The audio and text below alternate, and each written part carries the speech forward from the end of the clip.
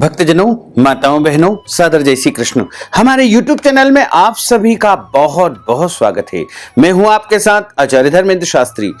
तो सबसे पहले आपको और आपके पूरे परिवार को करवा चौथ महापर्व की बहुत बहुत शुभकामनाएं और बधाइयां। भगवान शंकर तथा माता पार्वती का और भगवान चंद्रदेव का भरपूर आशीर्वाद आपके जीवन पर सदैव बना रहे। आप सभी सुखी रहें, स्वस्थ रहें, व्यस्त रहें और मस्त रहें। प्रभु की कृपा से निरंतर उन्नति तथा प्रगति को प्राप्त करते रहे। आज हम आपको करवा चौथ की दिव्य और ज्ञानमयी कथा सुनाने जा रहे हैं। इस कथा को अंत तक जरूर सुनिएगा और अधिक से अधिक लोगों को शेयर भी करिएगा। कथा को कभी भी बीच में अधूरा नहीं छोड़ना चाहिए। पूरी कथा सुनने से व्रत का संपूर्ण पुण्य फल प्राप्त होता है। कार्तिक माह के कृष्ण पक्ष की चतुर्थी तिथि को करवा चौथ का व्रत किया जाता है। इसे कर्क चतुर्थी के नाम से भी जाना जाता है। माता बहनों का सबसे बड़ा व्रत यदि कोई होता है तो वो करवा चौथ होता है। सभी महिलाएं अपने पति की लंबी आयु के लिए तथा अपने जीवन के दुर्भाग्य को समाप्त करने के लिए और उत्तम सौभाग्य की प्राप्ति के लिए करवा चौथ का व्रत करती है। करवा चौथ का व्रत निर्जला निराहार किया जाता है। यह व्रत सूर्योदय से लेकर के चंद्रोदय तक किया जाता है। इस बार करवा चौथ का महापर्व 24 अक्टूबर 2021 रविवार के दिन है। सुबह 6:45 पर जैसे ही सूर्योदय होगा वैसे ही करवा चौथ का व्रत आरंभ हो जाएगा तथा 24 अक्टूबर को सूर्यास्त के पश्चात रात को 8:30 पर जब चंद्रोदय होगा उसके पहले पूजन अर्चन करके, चंद्रोदय होने पर चंद्रमा का पूजन अर्चन करके और चंद्रमा को अर्घ देने के पश्चात अपने पतिदेव का पूजन अर्चन करने के बाद पतिदेव के हाथ से जल पी करके उसके बाद व्रत का पारणा किया जाएगा। तो करवा चौथ का जो व्रत है वह बड़ा ही दिव्य और प्रभावकारी व्रत है। इस व्रत को करने से आपके पति को उन्नति प्राप्त होगी, प्रगति प्राप्त होगी और लंबी आयु मिलेगी तथा आपके जीवन का दुर्भाग्य समाप्त हो जाएगा और आपको उत्तम सौभाग्य की प्राप्ति होगी। तो अब हम आपको करवा चौथ की दिव्य और ज्ञानमयी कथा सुनाने जा रहे हैं। बोलिए शंकर भगवान की जय, पार्वती माता की जय। मृत्युंजय महारुद्र त्राहि मां शरणागतम, जन्म मृत्यु जरा व्याधि पीड़ितम कर्म बंधनैः। अवंतिकायां विहितावतारा मुक्ति प्रदानाय च सज्जनानां, अकाल मृत्यु परिरक्षणार्थं वंदे महाकाल महासुरेशं। गजाननं भूतगणादि सेवितं कपित्तजम्बू फलचारु भक्षणं, उमासुतं शोक विनाशकारकं नमामि विघ्नेश्वर पाद पंकजं। सर्व विघ्न विनाशाय सर्व कल्याण हेतवे श्री पार्वती प्रिय पुत्राय श्री गणेशाय वयं नुमः। विघ्नेश्वराय वरदाय सुरप्रियाय लंबोदराय सकलाय जगद्धिताय नागाननाय श्रुति यज्ञ विभूषिताय गौरीसुताय गणनाथ नमो नमस्ते। भक्तार्तिनाशनपराय गणेश्वराय सर्वेश्वराय सुखदाय सुरेश्वराय विद्याधराय विकटाय च वामनाय भक्त प्रसन्न वरदाय नमो नमस्ते। नमस्ते ब्रह्म रूपाय विष्णु रूपाय ते नमः। नमस्ते रुद्र रूपाय करि रूपाय ते नमः। जय जय श्री राधा रमण, जय जय नवल किशोर, जय गोपी चित चोर प्रभु, जय जय माखन चोर। मात मेरी श्री राधिका, पिता मेरे घनश्याम, इन दोनों के चरणन में मेरा बारंबार प्रणाम, मेरा बारंबार प्रणाम, मेरा बारंबार प्रणाम। मोहिनी मूरत श्याम की वो मन रही समाय, जो मेहंदी के पात में लाली रही समाय। धन यौवन एक दिन उड़ जाएंगे जैसे उड़े कपूर, मन मूरख तू राम भज क्यों चाटे जगधूर, क्यों चाटे जगधूर। बोलिए श्री वृंदावन बिहारी लाल की जय, शंकर भगवान की जय, पार्वती माता की जय, गजानंद गणपति भगवान की जय, चंद्रदेव भगवान की जय। कार्तिक माह की कृष्ण पक्ष की जो करवा चौथ होती है उसे कर्क चतुर्थी के नाम से भी जाना जाता है। वैसे तो करवा चौथ की जो परंपरा है आदि अनादि काल से चली आ रही है।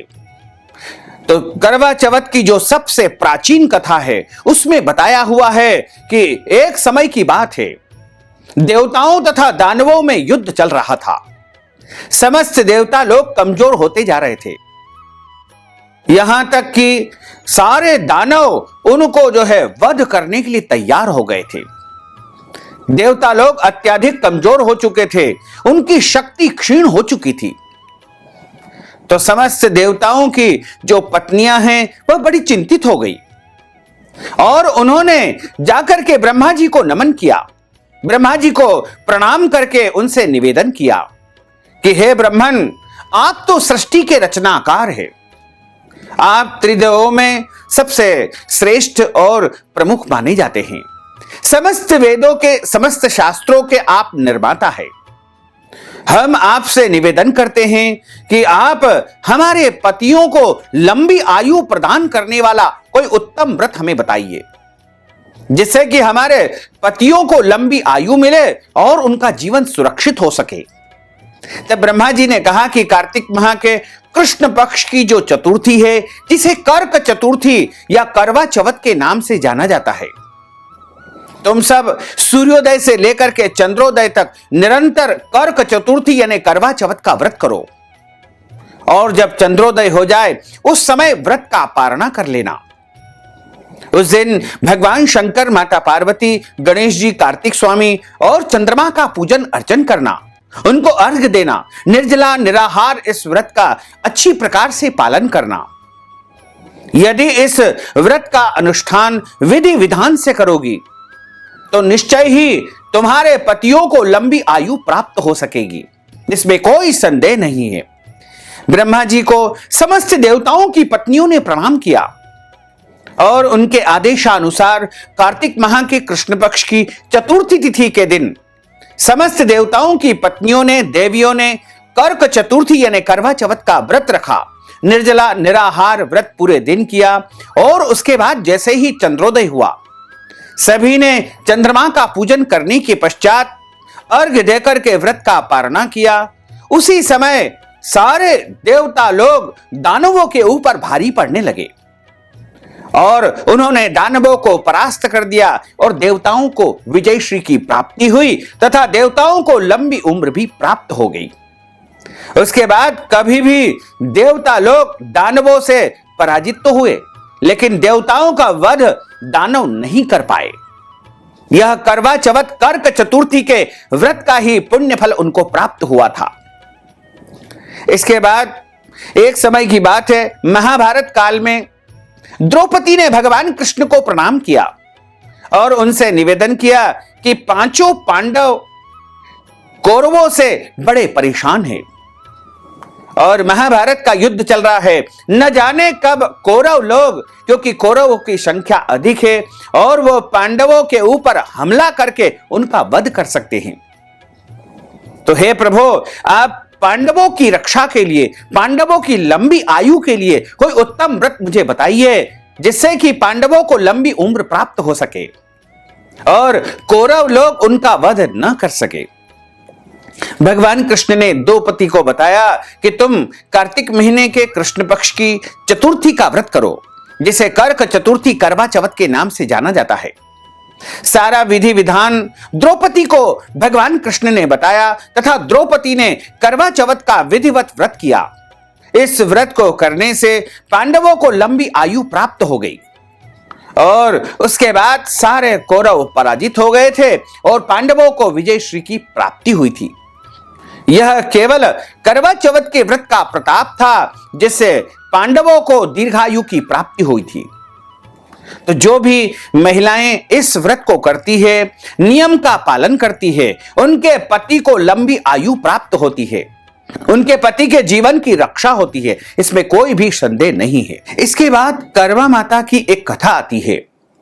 करवा चौथ की कहानी है कि देवी करवा अपने पति के साथ में तुंगभद्रा नदी के किनारे पर निवास करती थी। एक दिन करवा के पति नदी में स्नान करने गए तो मगरमच्छ ने उनका पैर पकड़ लिया और नदी में खींचने लगा। मृत्यु करीब देख करके करवा के पति करवा को पुकारने लगे। करवा दौड़ करके नदी के पास पहुंची और पति को मृत्यु के मुंह में ले जाते मगर को देखा।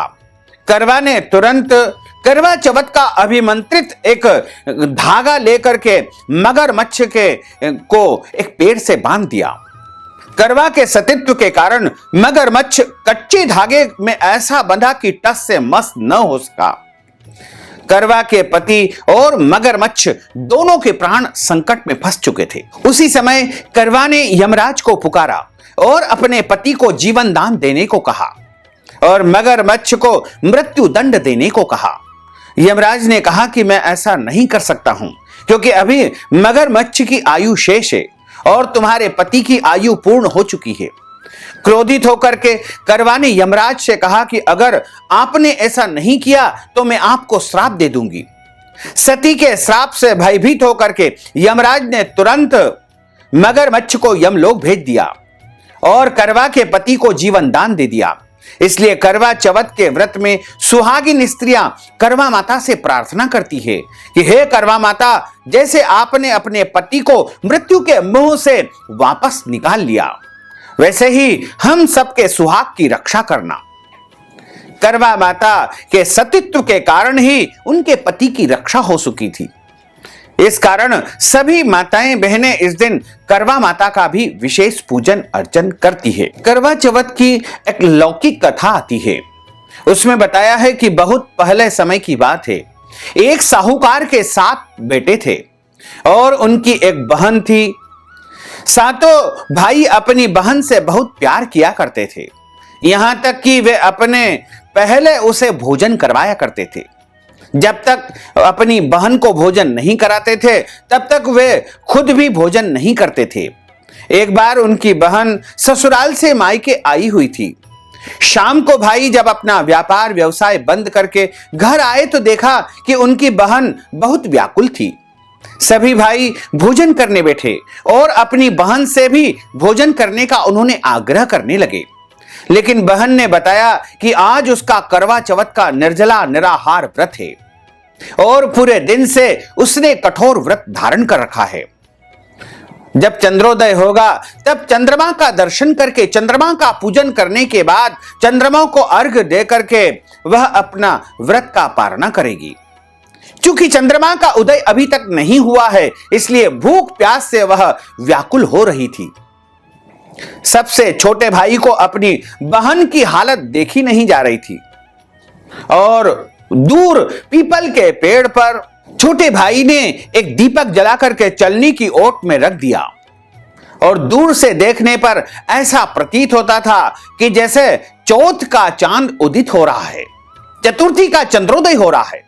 इस प्रकार वह दीपक दिखाई दे रहा था। इसके बाद भाई अपनी बहन को बताने आया कि देखो देखो बहना, चांद निकल आया है, तुम उसे अर्घ्य दे दो और उसके बाद भोजन कर सकती हो। बहन खुशी के मारे सीढ़ियों पर चढ़ करके चंद्रमा को देखती है तथा चंद्रमा को अर्घ्य देकर के भोजन करने के लिए बैठ जाती है। भोजन करने के लिए जैसे ही भोजन आरंभ करती है, पहला मुंह में निवाला लेती है तो उसी समय उसे छींक आ जाती है। दूसरा टुकड़ा मुंह में डालती है तो उसमें बाल निकल आता है। जैसे ही तीसरा टुकड़ा मुंह में डालने की कोशिश करती है कि उसके पति की मृत्यु का समाचार उसे मिलता है, वह बौखला जाती है। उसकी भाभी उसे सच्चाई से अवगत कराती है कि उसके साथ ऐसा क्यों हुआ है। करवा चौथ का व्रत गलत तरीके से करने के कारण, गलत तरीके से पारणा करने के कारण, टूटने के कारण देवता उससे नाराज हो गए हैं और देवताओं के प्रकोप के कारण ही इस प्रकार का अनर्थ हुआ है। सच्चाई जानने के बाद करवा निश्चय करती है कि वह अपने पति का अंतिम संस्कार नहीं करेगी और अंतिम संस्कार नहीं होने देगी और अपने सतीत्व से उन्हें पुनर्जीवन दिलाकर ही रहेगी, यानी फिर से अपने पति को जीवित करके ही रहेगी।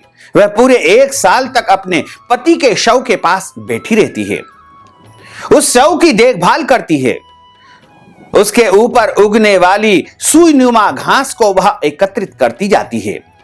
1 साल बाद फिर से जब कार्तिक माह के कृष्ण पक्ष की चतुर्थी तिथि यानी करवा चौथ का दिन आता है, उसकी सभी भाभियां करवा चौथ का व्रत रखती है। जब भाभियां अपनी ननन के पास आशीर्वाद लेने आती है तो वह प्रत्येक भाभी से यम सुई ले लो, पी सुई ले दे दो, मुझे भी अपने जैसी सुहागिन बना दो, ऐसा आग्रह करती है। लेकिन हर बार भाभी उसे अगली भाभी से आग्रह करके कह करके चली जाती है। इस प्रकार जब 6ठे नंबर की भाभी आती है तो करवा उससे भी यही बात दोहराती है।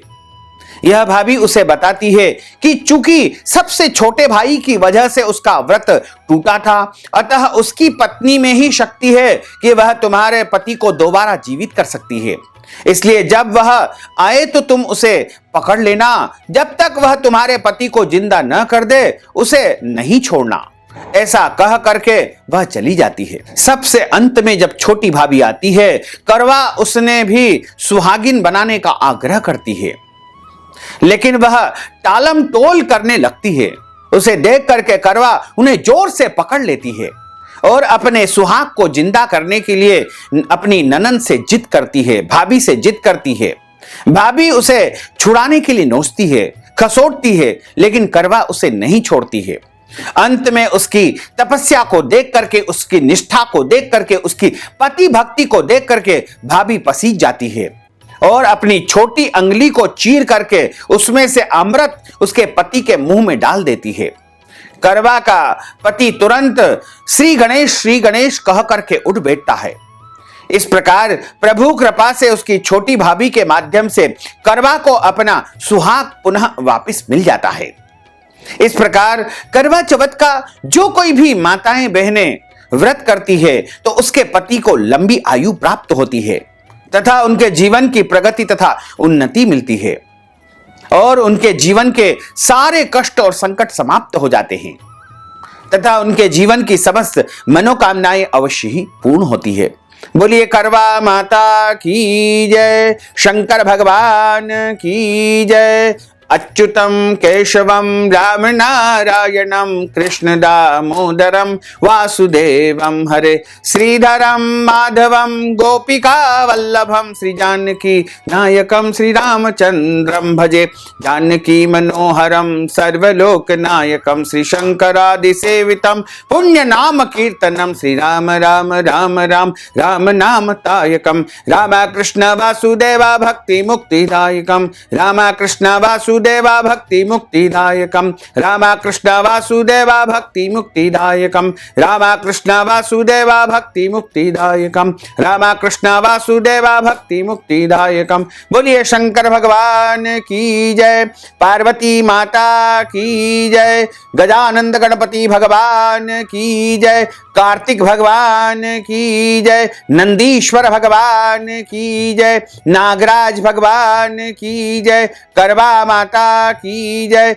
धर्म की जय हो, अधर्म का नाश हो, प्राणियों में सद्भावना हो, विश्व का कल्याण हो, सनातन धर्म की जय हो, गौ माता की जय हो, नगर बस्ती की जय हो, आज के आनंद की जय हो, कल के आनंद की जय हो, परसों के आनंद की जय हो, बरसों बरसों के आनंद की जय हो। ओम नमः पार्वती पते, हर हर महादेव हर। भक्तजनों, माताओं बहनों, अगर आप करवा चौथ के निमित्त ब्राह्मण को दक्षिणा प्रदान करना चाहते हैं या फिर करवा चौथ के निमित्त ब्राह्मणों को भोजन करवाना चाहते हैं, वस्त्रदान, अन्नदान, गौदान या कोई भी दान पुण्य यदि आप करवा चौथ के निमित्त करना चाहते हैं तो आप हमारे पेटीएम के माध्यम से, गूगल पे के माध्यम से, फोन पे के माध्यम से या अकाउंट नंबर के माध्यम से नगद राशि पहुंचा करके करवा चौथ का संपूर्ण पुण्य फल प्राप्त कर सकते हैं। अब हम सभी मिलकर के करवा चौथ माता की आरती का गायन करेंगे। ओम जय करवा मैया, मैया जय करवा मैया। जो व्रत करे तुम्हारा, जो व्रत करे तुम्हारा, पार करो नैया। ओम जय करवा मैया। सब जग की हो माता, तुम हो रुद्राणी मैया, तुम हो रुद्राणी। यश तुम्हारा गावत, यश तुम्हारा गावत, जग के सब प्राणी। ओम जय करवा मैया। कार्तिक कृष्ण चतुर्थी, जो नारी व्रत करती मैया, जो नारी व्रत करती, दीर्घायु पति होवे, दीर्घायु पति होवे, दुख सारे हरती। ओम जय करवा मैया। हो ये सुहागिन नारी, सुख संपत्ति पावे मैया, सुख संपत्ति पाए। गणपति जी बड़ दयालु, गणपति जी बड़ दयालु, विघ्न सभी नाशे। ओम जय करवा मैया। करवा मैया की आरती, व्रत कर जो गावे मैया, जो व्रत कर जो गावे। व्रत हो जाता पूरन, व्रत हो जाता पूरन, सब विधि सुख पावे। ओम जय करवा मैया, ओम जय करवा मैया, मैया ओम जय करवा मैया। जो व्रत करे तुम्हारा, पार करो नैया मैया। जय ओम जय करवा मैया। बोलिए करवा चौथ माता की जय, शंकर भगवान की जय। आप सभी से अनुरोध है कि इस ज्ञानवर्धक वीडियो को अधिक से अधिक लोगों को शेयर करिएगा, लाइक करिएगा और कमेंट बॉक्स में करवा माता का नाम अवश्य लिख दीजिएगा, ताकि करवा माता की कृपा और उनका आशीर्वाद सदैव आपके जीवन पर बने रहे। साथ ही यदि आपने अभी तक हमारे और आपके YouTube चैनल को सब्सक्राइब नहीं किया तो अभी और इसी समय सब्सक्राइब अवश्य कर लीजिए, ताकि इसी प्रकार की ज्ञानवर्धक वीडियो सबसे पहले आपको प्राप्त होती रहे। आपको और आपके पूरे परिवार को सादर जय श्री कृष्ण, सादर धन्यवाद।